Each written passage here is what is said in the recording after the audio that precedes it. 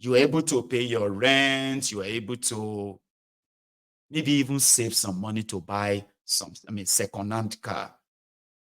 And you could fuel your car back then, let's say with 25,000 naira a month. Now you need maybe about 300,000 naira if you still want to be driving that car the same you used to fuel it for a month.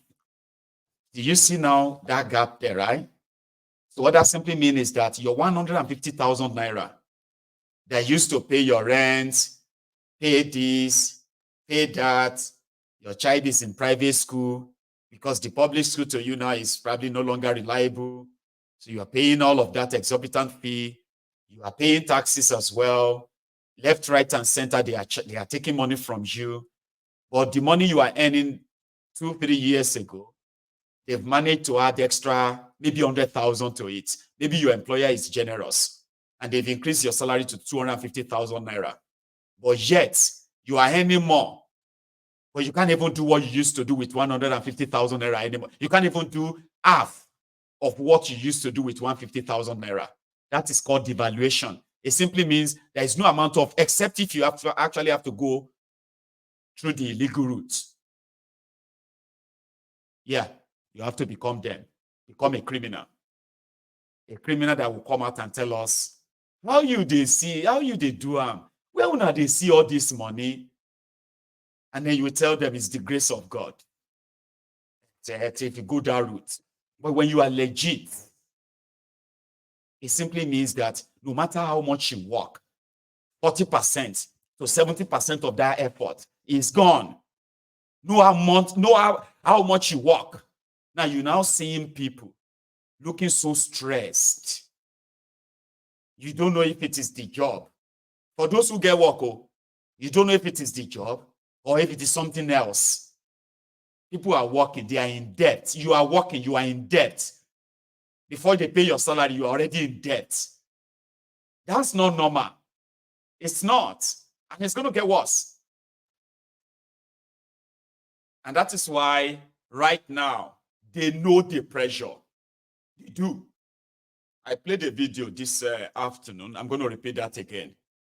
Just kind of like a mid stop so that you can know that they know something is cooking. And that is where your religious leaders are already enrolled. The coming days, the messages you are going to be hearing are going to be the messages of a fear-mongering, threats. And they will tell you there are people who are using you. I sent the message out to them. Are you aware that people are very angry out there? Are you doing something about it? And the response is that, yes, we are aware it's the work of opposition. I say we are finished. Because no opposition would want to bring down the roof of the country on itself. Because they are in the country. So if the country collapses, is it only going to collapse on the ruling or the governing party? No. So when people in power start responding like that, then I'm worried. I'm worried for this president. I'm worried for myself. Wow. There's problem out there.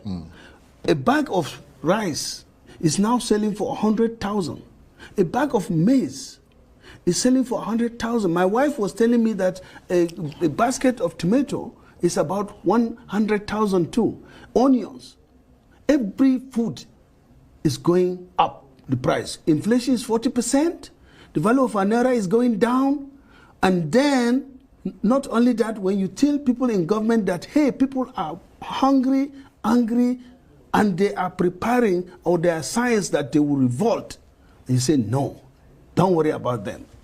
That is very, very dangerous. And I hope this will be, to me, God will exonerate me because I told them. And many Nigerians today told me and encouraged me to come for this year program, speak out on our behalf. And that's why I was elected. If the government doesn't do anything, there will be problem. I sent the message. there will be problem. And let me tell you this, okay? Just like I said, right? There are those who are always, okay, who are going to be working day and night. In fact, it is already happening. Their job is to plant doubt in your mind.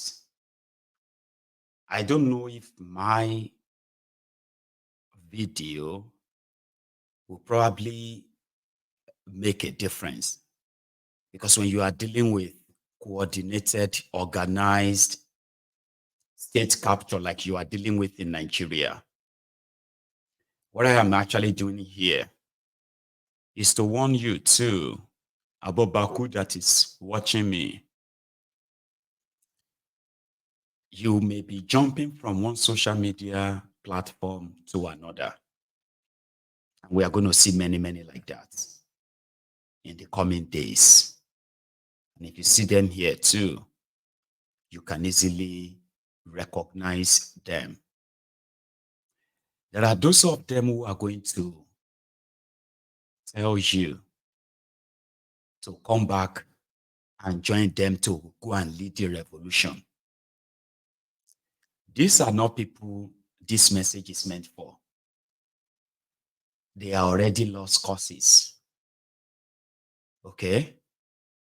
They are like lost causes. There's nothing that you would say that will actually make them,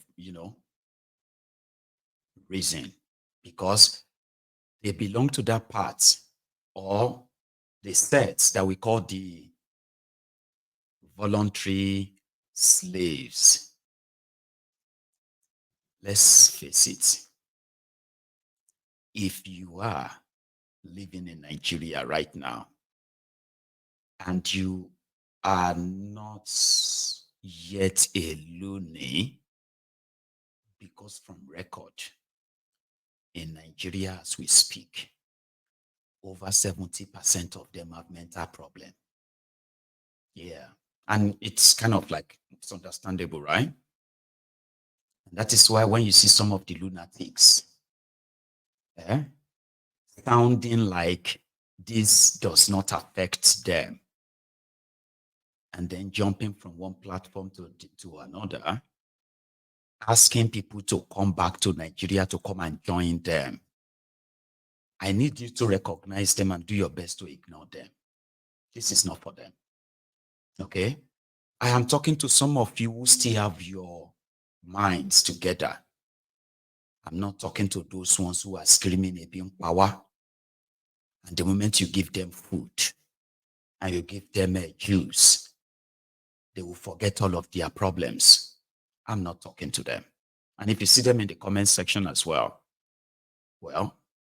they are just here to prove me right. But here is something. It won't be the first time that the career criminals in Nigeria and their humbled voluntary slaves would dare the entire country of the people that if you try, the government will crush you. Let me be honest with you. The reason is because every one of them, they are banking on the divided opinions about how to actually face your fears once and for all, and see how you can turn everything around against these generational vampires, career criminals. There are captured people, and there are people that will refuse to be captured. You can choose where you belong, right? When the Kenyans knows that the future of the 40% of them was going to be doomed, they didn't call on anybody from the diaspora to come back and fight for them. The only people that say that are those voluntary slaves who are going to be seen everywhere. They are already recruiting them online as we speak. because it is true. There is going to be an eruption in Nigeria starting from the end of July. How is it going to last? Is it going to last? Is it going to really shake them? Would it change anything at all? Now, the work out there right now is to break it and break your spirits. Remind you that the criminals who are destroying your lives as we speak, the conglomeration of thieves, that they are doing their best. Enemies of Nigeria. They want to put Nigeria in trouble. You will begin to see messages like this now. Your parents will begin to receive WhatsApp messages. They will begin to receive WhatsApp visions. Different of them laced in tribal, ethnic, this and that. I am here to tell you that if you believe any single of them, then you are an enabler. Just so you know, okay? Like, you are an enabler. So currently, it's not, like I said, it's not the first time. Bokwari did it and got away, didn't he? Of course, he did get away. The president is not listening to anybody. He doesn't care. He can write anything he wants to write. The president doesn't care. Does he read? He will read, he will laugh. He say, come and see, they're abusing me here. In fact, there was one case of somebody in Odisha, a trader, who couldn't sell his goats during Salah. And I was with a guy in the plane. And the man was busy abusing Buhari because of Buhari, nobody buying this. He said, come, I mean, what's my business with Odisha goat seller? 3 years of Buhari, everybody's dying, crying. Pressmen are crying, farmers are crying, workers are crying, politicians are crying, students are crying. 3 years old. But the rate of poverty is very high. People are hungry. Nigeria will never change. So, they should learn to gossip with us because you chose to do that with us, and we appreciate it. The next university will be my village. University of Transportation. Why are you laughing now? All of you are graduates of one another. There's a common saying that when we are small, charity begins where? My own begin abroad. The president is not listening to anybody. He doesn't care. He can write anything he wants to write. The president doesn't care. Does he read? He will read, he will laugh. He say, come and see, they're abusing me here. In fact, there was one case of somebody in Odisha, a trader, who couldn't sell his goats during Salah. And I was with a guy in the plane. And the man was busy abusing Buhari because of Buhari, nobody buying this. He said, come, I mean, what's my business with Odisha goat seller? This country won't change. This country is going nowhere. Nothing. You know, even if you divide the country into 10, it will still not change. No, I'm not joking you. When Magnus was my SSG, I told him this country is hopeless and helpless. So I stop it now. Coming from a governor, nobody's saying that. 2 months in Abuja, so this country is hopeless and helpless. I said, why? He said, you're right. They let me do in Abuja. The president is not listening. Now, most of these revelations are always there, but people just like, and all that. And they move on. So what the Tinubu, in fact, this same Amechi once said that the reason why they get away with anything is because, apart from Nigerians lamenting, complaining, is because you have never really stoned them. Time to stone them is here. Times which are destroying your image as a good people. You may be wondering why I'm reading this. I'm reading this because listening to the poets and everybody, including the musician, you're singing about us, the leaders. Yes, you said yes. Yes. What about you? If you see a thief and you allow him to be stealing, what do? You have stolen nobody. That's why we are stealing. You will stone me. Who have you stolen? We came out and you started dancing. For how many days? Oil subsidy. We told you they stole 2.3 trillion. What did you do? The oil subsidy, we told you they stole 2.3 trillion. What did you do? Instead, you're protesting. Bring the oil subsidy. The name of oil subsidy that is not reaching the poor. Few individuals are going away with the money. You have done nothing. Your money, Madiba, 95 years. More persons are dying every day, and Madiba was very angry when he died in Nigeria. You have had $50 billion, not 50 million naira. Not 50. You can say I'm stealing the university, no problem. You can say as much as you want. It's good to steal if you can't fight back. You know, the problem is you have heard about $50 billion. Nobody's talking.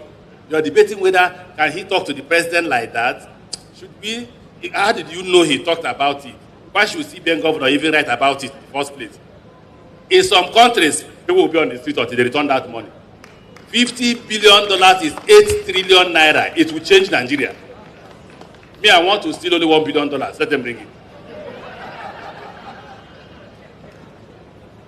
You read Obasanjo's letter. Just ask him, is he a South man? Is he a Yoruba man? Why is he writing like that? In fact, when he was there, what did he do? What have you done? If you don't take your destiny in your hands, we will go and other leaders will come. They will continue to steal. But Madiba will be angry. God bless you. Times, which are these? He said it to their faces. They were there. Hey, hey, hey, hey, like that. And that was years ago. And he's right. He went on to steal money too. He became a minister under Bokuwari APC. He built university for Bokuwari in Daura. He was going to construct a rail line, you know, a railway to Maradi in Niger Republic with borrowed money. They did all they could. That's what you have there. A woman that stole palliatives, COVID-19 palliative. House of Assembly member in Lagos that stole palliative and used the money. And used the palliative for her birthday. She has been appointed as the head of, listen to this, Nigerian Social Insurance Trust Fund. NCTF, NSIATF, ITF rather.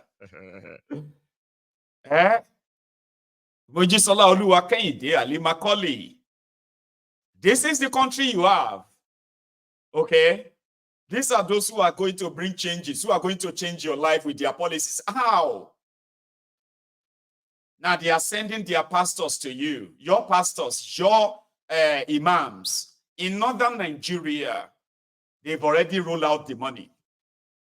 See, in the coming days, you are likely going to see some people, right, vandalizing the houses of some clerics in northern Nigeria. It has gotten to that boiling point, I have to tell you.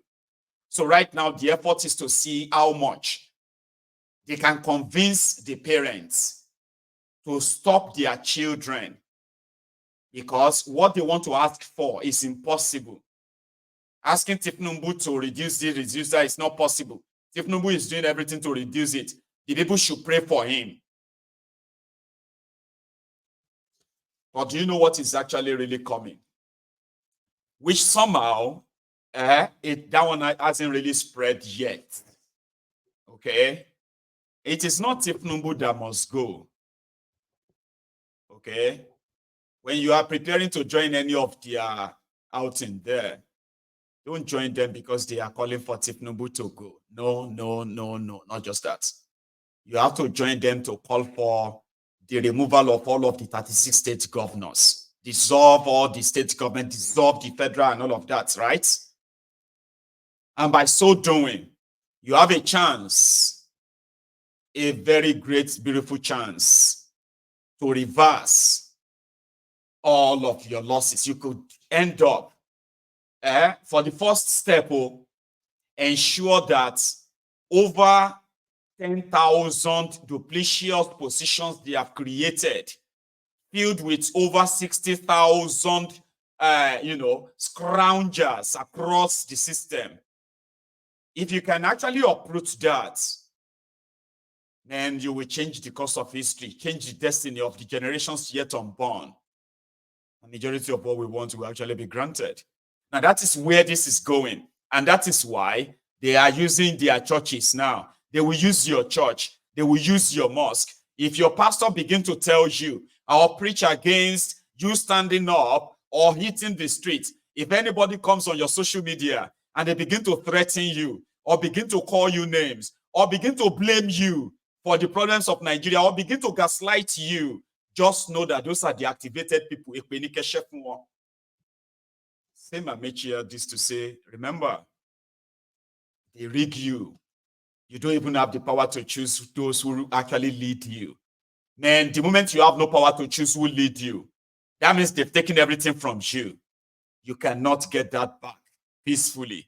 There is nothing called peaceful protest. I'm saying that to you right now. So it is better you prepare yourself. The violence that is going to happen when this whole shit hit the fan, it's not going to be you. So phase one, use the religious bodies to warn the people instead of standing up and getting rid of these rogues. They will use that religion and that tribe, that ethnic. So you tell me, which of you or which ethnic or tribe is actually having it easy? Which religion is having it easy and safe in Nigeria as we speak? Which of you? They told you to go and pray because they know there are mumus that will indeed turn to prayer warriors. They are sky daddy. Amechi said it again after your 2023 charade. Leave the guy. Listen to what he had to say. It's from the inside. After going there to have his own loot, well secured, at least. Now he's a philosopher. He said this, remember? We had written to INEC. This INEC staff in Rivers State are paid every month from resident electoral commissioner down salaries every month, and we wrote, and INEC did not deny that. So what else do you want me to do? The laws are there. Those who enforce the laws are the police, and if they are not enforcing the laws, what do you want me to do? Run to the front of the train and die? In fact, people are, and I'm wondering why I actually spoke, because I've actually given up. Mr. sorry to butt in here. Because I've given up. Sorry to butt in here. Nigerians will want to know why you opposed, if you say you oppose the appointment of the INEC chair at that point in time, there must be a reason or reasons why you did that. I said capacity. I've already answered the Suleiman. I said capacity. And I wasn't wrong. Suleiman was election free and fair. I like to stop talking because I've been advised by some of my friends that I should continue to keep the dignified silence after I'm a member of APC. A dignified silence for a statesman like yourself, I mean, you have earned that.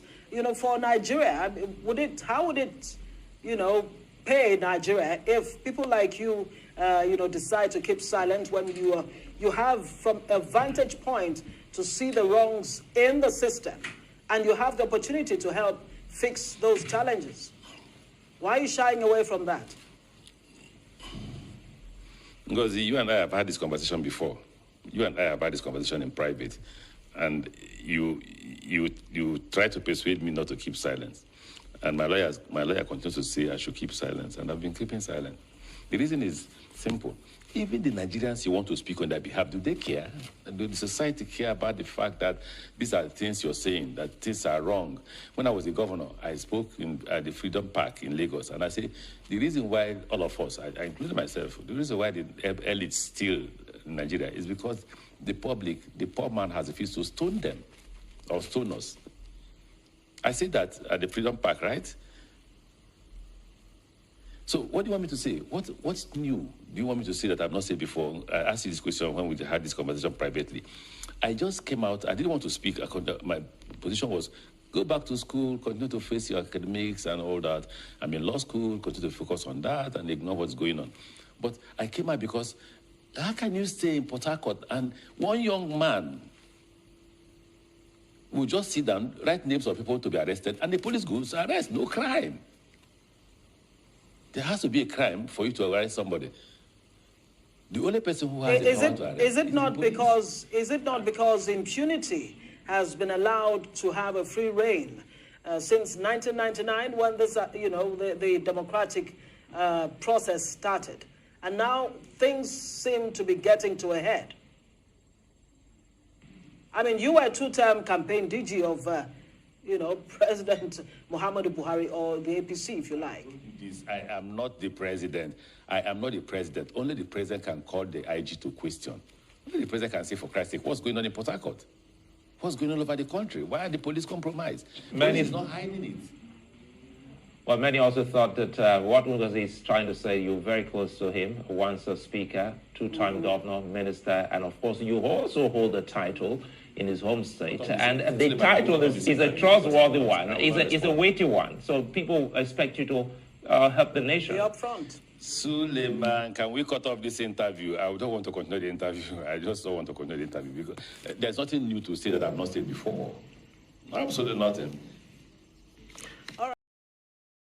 He's right. Even if you want to say,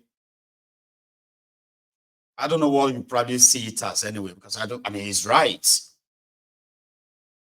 He knows what people, what would they do? Nothing. And he continued to say, including myself. We do all these things